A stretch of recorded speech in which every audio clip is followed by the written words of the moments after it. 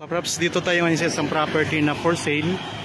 Ito ay matatagpuan natin sa bayan ng Pila, Laguna. Katabi lang po ng National Highway. Isang commercial property.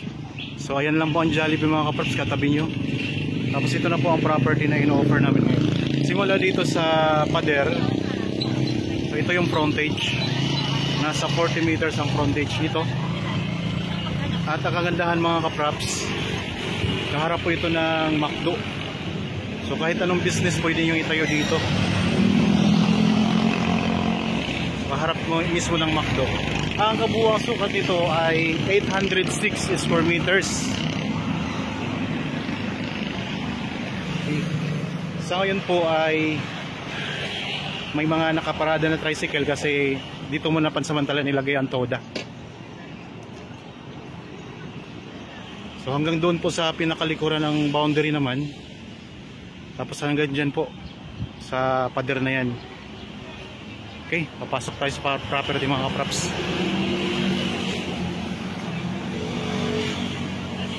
So ideal po ito sa kahit anong business na gusto nyo itayo dito mga kapraps. Pantay din ang lupa, pantay na pantay. Tapos sa bandang likuran mga kapraps, nandyan lang din po ang public market ng Pila. Bagong gawa lang po yan ang public market.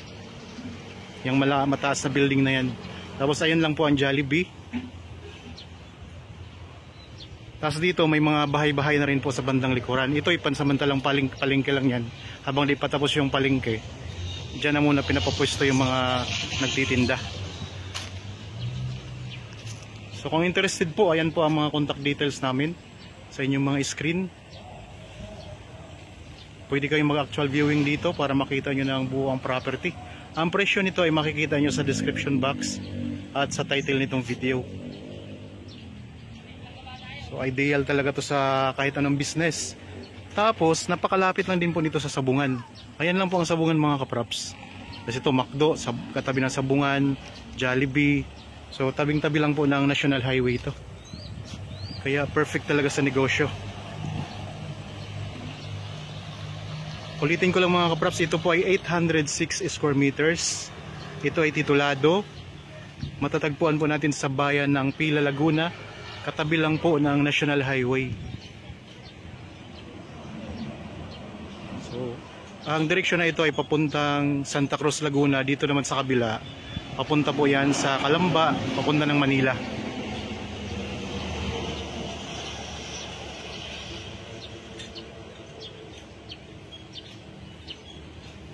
Gandang pwesto mga kapraps.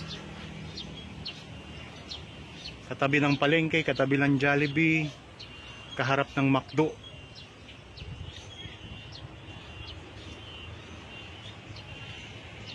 Negosyo talaga ang pwede dito mga kapraps. At saka may malapit lang din po ito na subdivision dito. At katabi lang din po ng Sabungan. Kaya maraming tao lagi dito gawa ng Sabungan. Okay, sana nagustuhan nyo po ang property na in-offer ko sa inyo ngayon. Para po sa mga bago pa lang sa aking channel at napadaan lang po dito sa aking channel, huwag nyo pong kalimutang mag-subscribe at pindutin na rin po ang notification bell para maging updated kayo sa mga bagong property na i-offer po namin. Maraming salamat po, lagi tayong mag-iingat at God bless po sa ating lahat mga kapraps.